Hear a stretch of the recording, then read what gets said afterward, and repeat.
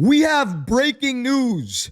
Joel Embiid is crying again. And today, he's crying about Knicks fans and the fact that they made their presence felt in Game 4, took over that arena, and made it feel like a home game for the Knicks. Joel Embiid did not appreciate that, did not like that, and he was absolutely furious with Knicks fans and, of course, with Philly fans for allowing the New York Knicks fan base to come into Wells Fargo Arena and take it over. We're going to break down his exact comments and so much more today. If you're not already subscribed to the channel, go ahead and hit that subscribe button now. And make sure you have notifications turned on so you don't miss a second of the new content. And now, let's get started. Joel Embiid is furious with Knicks fans after Game 4. Now, of course he would be furious. He lost the game. But that wasn't the only reason he was mad.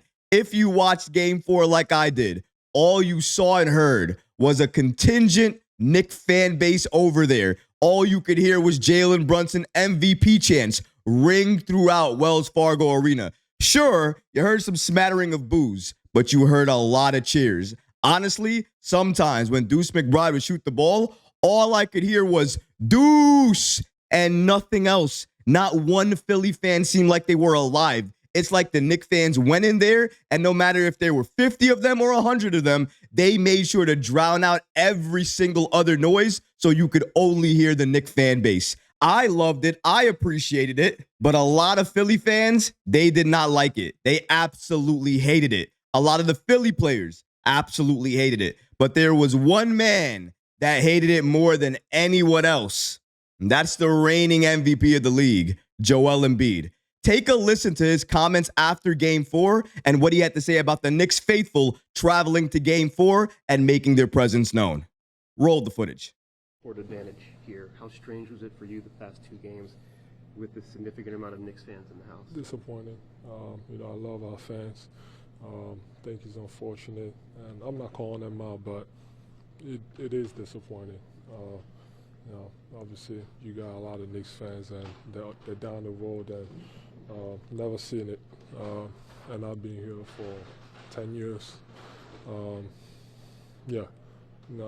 Kind of pisses me off, especially because Philly is considered a sports town. So, they've always shown up, and I don't think that should happen. It's not okay. Disappointed. Philly's supposed to be a sports town. I was absolutely pissed off. Some quotes from Joel Embiid. Now, of course, you're going to be more mad when you lose the game, but after hearing all of the Knicks fans, all of the Knicks faithful, it makes the loss even worse. Here's the crazy part about this.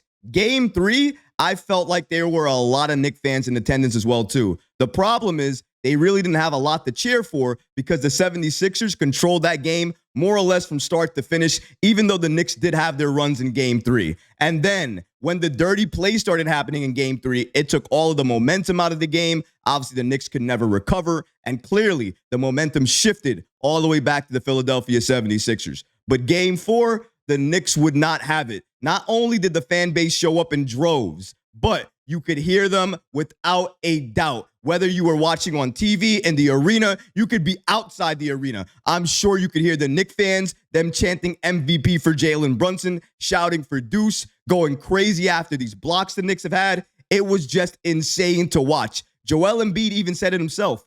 He has been playing basketball in Philadelphia for 10 years and hasn't seen anything like the Knicks fan base and them showing up to Wells Fargo Arena. That tells you one thing about Knicks fans that Jalen Brunson already knows. We travel. We make our presence felt. We are here. And once we believe in a team, and we know this team is going to be good, not only for one season, but for many seasons, and we have a belief, a collective belief, that if everything goes right and we're healthy, that we could go all the way, every single person in New York, if they're able to, is going to move with this team, travel with this team, and support this team. Because that's what New York does. It doesn't matter where you are. And the best part about it is, even though we went to Philadelphia, I can guarantee you, In Philadelphia, there are probably a lot of Knicks fans already there, and they were waiting for something to come out to celebrate, to cheer for. And then with this magical season we've been given by this Knicks team, they were coming out, they showed out, and they celebrated. And you have to love it because you have to imagine not every single person in New York made that trip. That means some of the fans who live in Philly are actual Knicks fans, while some fans in New York City travel down there. Either way, you can be upset with the fans. You could be upset with New York taking over. But you know what? It's very easy to stop the takeover. All you have to do is show up, score points, and win. Who would have ever thought? If you show up and do that, you might be able to talk after the game, brag after the game, and wouldn't say anything about the fans in attendance. You want to know how I know that? Because after game 3, after the dirty victory that you guys won, nobody said anything about the fans, even though you could clearly hear Knicks fans there. Nothing about the fans then. Nothing about being upset with the fans then. But game 4, of course you said it. Of course you used it because you need another excuse. The refs weren't there anymore. You couldn't blame it on the refs. You got to the line definitely enough, so you can't blame the refs anymore. So who's left to blame? Oh, I know. Your own fan base. Bravo to that.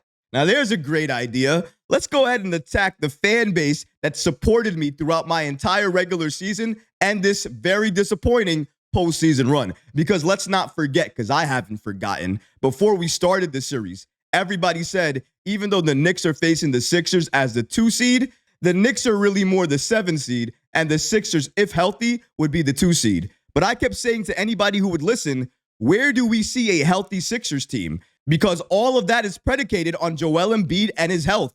And of course, he has not been healthy during this series. He has not been healthy in the play-in. He got injured right before the end of the regular season again. He did something to that knee. He turned it in a way that did not sit well with him. And because of that, he had to miss a few games. But clearly, when the season was on the line, he started to play, he showed up, and he continued to play. That's what he's doing now. But he's not the same Joel Embiid. He's not the same player. And you could blame all of the fans, Joel. You could blame the players, Joel. You could blame the organization. But I think you need to look in the mirror and blame yourself. First of all, this is karma. You don't get away with all of the bad, dirty fouls that you've done over this series and not get karma hitting you right back. This is karma saying that's not how you win. You don't win in this league by being dirty. You can try to win, and maybe you'll steal a victory or two.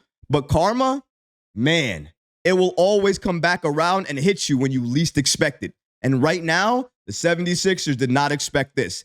They did not expect the Knicks fan base to show up the way they did in Wells Fargo Arena. They did not expect that arena to get taken over. They did not expect to be down 3-1, headed back on the road for them for game 5, back to MSG for a closeout game for the Knicks. They did not expect that. And honestly, if you watch game 4, when the Knicks won that game, it was like a balloon deflated in there. All the energy gone, all the motivation gone, all the momentum very firmly in the place of the Knicks. Sixers are already down. They're already out. All they're looking for right now is a team to put them out of their misery. But you know what?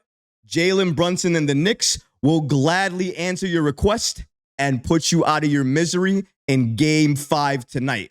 It's over for you guys. It's done. I don't care what you guys think you have in you, what you guys think you have left in the tank. Game 4 took it all away from you. We not only took the game, we took your soul, we took your building, even have your MVP openly speaking to the media, criticizing the Philly fans. That's what New York does. We run stuff, we take over stuff, and if we don't run it yet, give us some time. We'll start to run it. Jalen probably didn't own Wells Fargo Arena before game 4. Guess what? Wells Fargo Arena is now property of one Jalen Brunson. We'll give it back to you once we're done with the series. Until then, that building is MSG number 2 because that's how it sounded like thanks to the whole fan base of New York Knicks fans that went down there and supported the team. To all of you guys, to everyone that I heard making your presence felt, I thank you. I thank you for showing up, supporting this team, and being as loud as you were. That's what we need. That's the energy that we need. You believe I believe. We believe in this team. That's why we show up. That's why we talk like this. That's why we're hype. That's why we're excited. That's why we know we're this close from the second round, the place we were at last year. But this time around, there will not be a Miami Heat team waiting for us. There'll be another team there, either Indiana or the Bucks.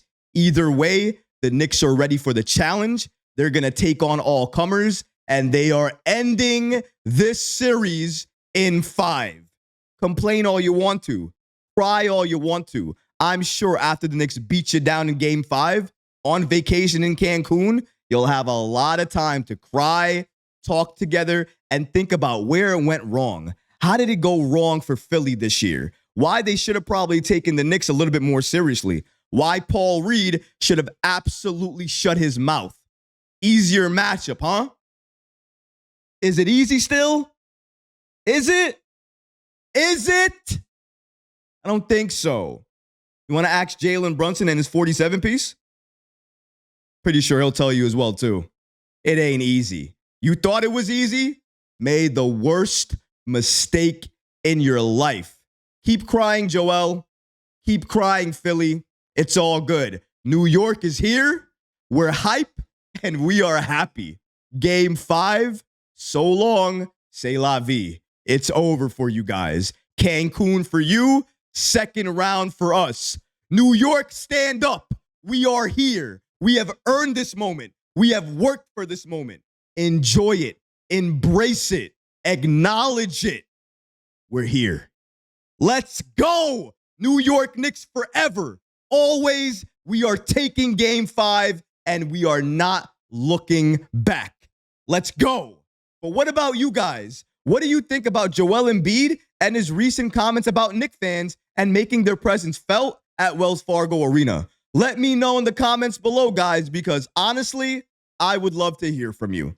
But that's going to do it for this episode. I hope you enjoyed it. And if you did, go ahead and smash that like button, leave a comment below. And of course, guys, please subscribe to the channel. Until next time, Knicks fans. Peace.